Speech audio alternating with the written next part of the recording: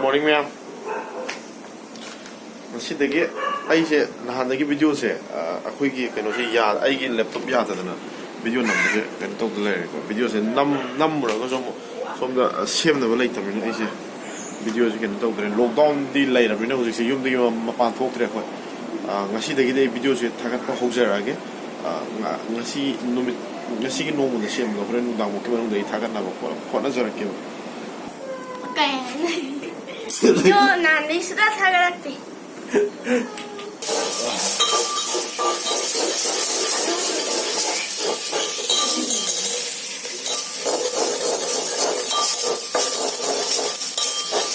Aiga aku biga mapana ta lai ruki ke masih mapana lai am pam me mapan thok pudi phang dramina si mapan se mai favorite jaga se koi bil konis na ga thuk sab si mai ma ge puchai si thodi ma noi re ma ge kwai noi je bine se ado hana di gari ga sala mi ge gari ye ga yam noi je ne di gari chen dar bine ye ni ngai ju lai tre to koi ko bi saksa ho ge ma loi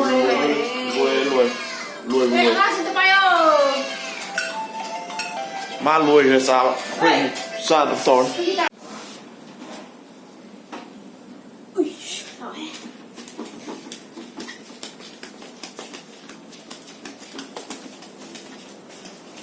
tâm tối nga hồng của lắc nhau ở đây mà hát không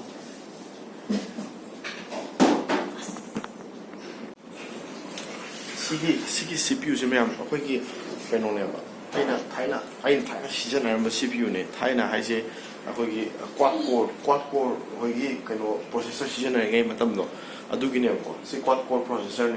이 시즌은 다 먹고 이래요. 나항에서 남절을 담으라네. 아니 시나 그노 제 타이 그노 라이터 UPS 라이터 거 아들 타도 타는 도고도 problem 뭐야 랩톱 술래 랩톱도 게 시즌하네. 또 그게 타박 라이터 미나시 kari kam ado thaina mak window crash to ke nam to kim ne se ado si nga si diam ta thabak su lai tam na sim ta hang to ge ye ge ado kai ke no sem bya am ta sem jala thap ke to ne ado I sem ja gi yam ta sim ya ko ri ka ro na si da si sem si tho ya lo ko ri aina sa de gi kok chi kai sem se pai le si ge motherboard se yam na kui ro motherboard ne 하이브디 시 윈도우 때문에 마 서포트 도 많이 자 서포트도 더 외도 다 드라이버 kai ke miam magi sigi motherboard sigi phangdre no problem mo re loi phakwo nga sai ri khwang na kai tawre ya budi ya ne no sound thok to bai ta ado sound driver magi wina sigi motherboard sigi sound driver phangdre ba yo sire matam ga lien ge taru buda siri phibam mam ta ge to go bi sire masam rai ba ba ge ne oh Comment ça? Tu vas là ngay con. Sao mất lòng. Phải tán xuống đó. Là khi dùng gì mà tua sầu thì tua.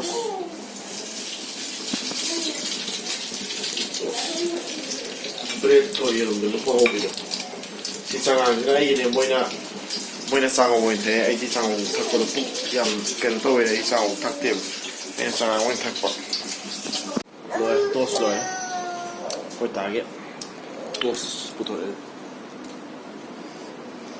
xin chú xã đi cái dầu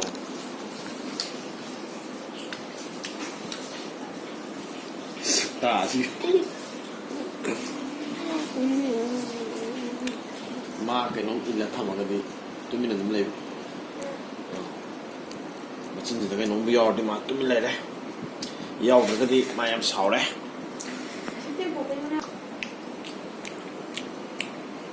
아이디 장강 탁보니나 아이 하나 태 아마 조건 잡데 마 야오디 야데 바타 이게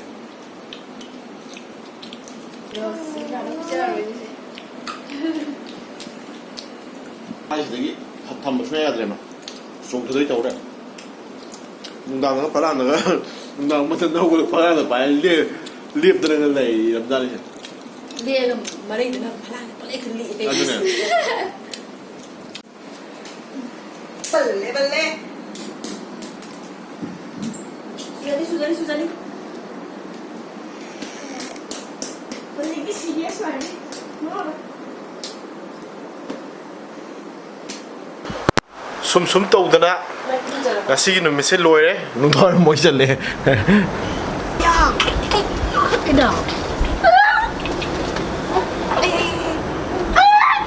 yes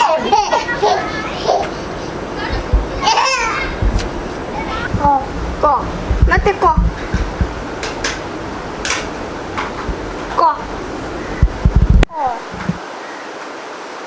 가도록 मैम आई से सिदा आई कनो drill तरो कनो foot के तौने बा सिगी रेक अमा आई नहान चनब रेक तो सिने तो कोई पोचै हाबदि मिशन मांग थंब कॉस्मेटिक के मैम दु थंबना साबने बा अदु यानगेन तौने तो डायरेक्ट खुटपदुदि मैम चाइदना को अदु चाइदना बा मोंगने एन तौजैसे अखंग मिसु यावनी खंगदब मी यावगदि सी कानाने ने खले अदु ये मैम द शेयर तौजरपने सुमाइना अखोय खुद का दौरिबा कनो दुगी मखा सुमाइना सेलोटे अमा नपी को चाथोय तुनी को सुमाइना सेलोटे अमा नपेना अदु सुमाइ चीजे तोरगा साइंटर का सेलोटे से तोरगा चीजे सुमाइना सांगतोलगा सुमाइना नपेना अदु ngасꯥꯏꯒꯤ ꯃꯥꯏꯒꯤ ꯃꯣꯟꯗꯒꯤ ꯀꯦꯜꯂꯛꯄ ꯏꯐꯨꯟ ꯃꯌꯥꯝꯗꯣ ꯁꯤꯗ ꯀꯂꯦꯛ ꯇꯧꯅꯕꯩ ꯋꯥꯅꯦꯕ ꯑꯗꯣ ꯁꯣꯝꯒꯤꯁꯤꯁꯨ ꯁꯨꯃꯥꯏꯅ ꯇꯧꯔꯒ ꯈꯤꯇꯪ ꯁꯦꯂꯣꯇꯦꯞꯁꯤꯅ ꯇꯧꯔꯒ ꯁꯨꯃꯥꯏꯅ ꯅꯞꯄ ꯑꯗꯨ ꯑꯣꯏꯇꯥꯔꯗꯤ ꯁꯤꯗ ꯍꯨꯠꯂꯀꯥꯟꯗ ꯍꯣꯔꯦꯟ ꯇꯥꯔꯛꯄꯈꯩꯗꯣ ꯁꯤꯗ ꯑꯣꯏꯅ ꯂꯣꯏ ꯆꯪꯉꯅꯤꯗꯅ ꯁꯤꯒꯤ ꯆꯦꯁꯤꯒꯤ ꯃꯅꯨꯡꯗ ꯑꯗꯨꯃꯥꯏꯅ ꯇꯧꯔꯒ ꯃꯈꯥꯗ ꯆꯥꯏꯍꯟꯗꯕ ꯋꯥꯅꯤꯗ ꯑꯩ ꯍꯨꯠꯄ ꯍꯧꯖꯔꯒꯦ ꯃꯌꯥꯝ ꯑꯗꯣ ꯃꯌꯥꯝ ꯌꯦꯡꯃꯤꯟꯅꯔꯁꯤ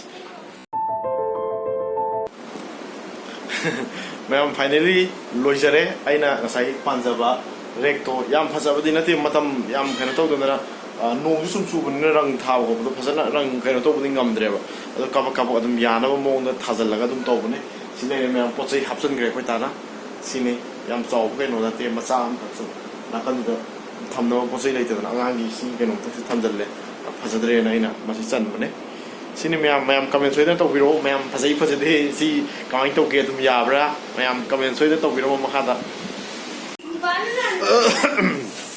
नुंदांग ओरमिनो जे नुंदांगी चाना थकनबा मुक तौ हौरे अखोय ताना ngасidi बिरयानी थोंगनी बिरयानी से येनदी याम नते द येन की बिरयानी नत्रे येरुम की बिरयानी ओइदोने माइ येरुम की बिरयानी ने येन मतुम मसांग को यावे ngarang येन चा थोखरे बे येन दे अदो ngarang चा की येन दुगी लेमौबा येन मम फक्तो मेनदी बिरयानी की फ्लेवर दो लौबु वाने बा अदो बा येन दुदी याम याउद्रे बे येरुम मो हापनी हाय अदो माइ होनो सोमनो तौ हौरे अदो मी चटनी सेमबिरो ना हाय मी याउरे ममा की ग्रीन मचु की चटनी हम सेमगिबदो अदो खोय ताना सेमने तौरी मैम आई ओरे माना सेमबदु शेयर तौजर के मैम दा start in the video निको अखोय मम्मीना नम सिनजरिनी वीडियो आदा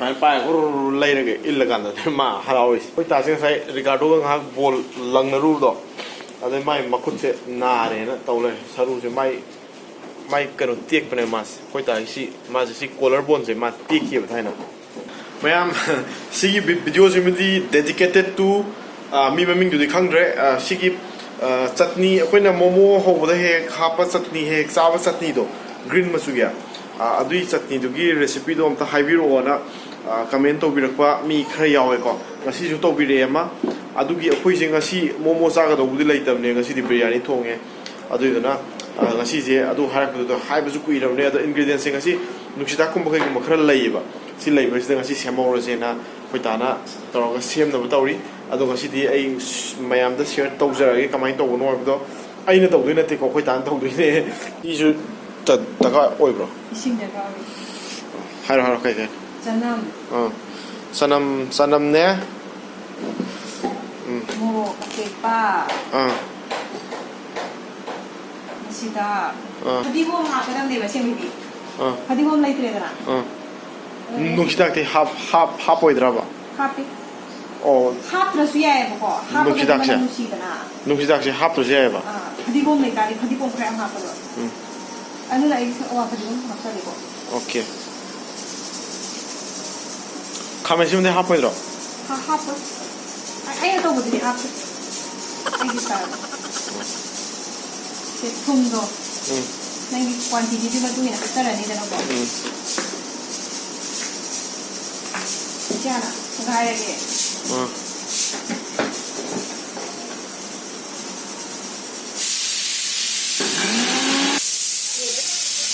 Mấy tàu đấy?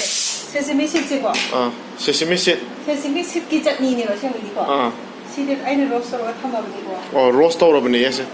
Mana? Sesame seed hay khát khát bên nó tao bị ăn rồi. Sesame seed ăn không? Sesame seed là luyện ngầu vậy kìa. Khi khát bên nó có. Sing grab bên. Tarang chặt lên hết.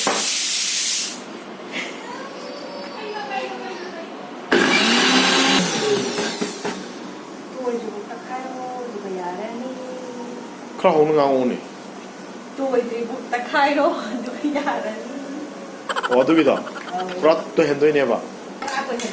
Kem tôi hiện tôi đâu bà. Ôi tôi hiện lại đi, maru xin đồ. Maru tôi đã ta ra đi. Mà hao đồ. Thằng rồi.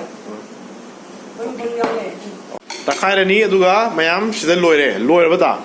Đấy, maru yam sai cái yam hạp cái yam sai cái này nó cũng hạp cái.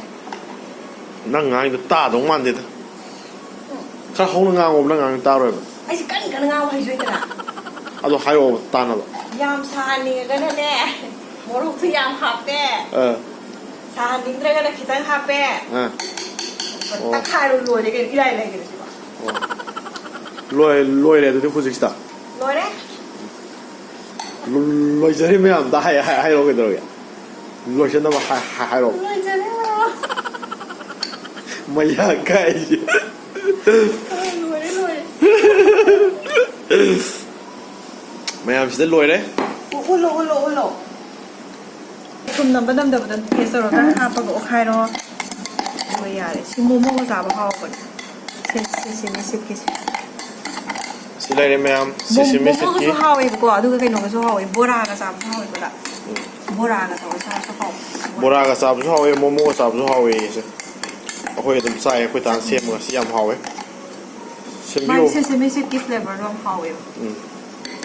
Ya re kau tu dia. Sila le ha. Mày làm lotion ra cái ta. Làm lotion ra. Vẫn hay rồi. Vẫn hay rồi cái đời đó. Mày làm lotion ra, quên cả luôn chứ. Lotion ra đấy.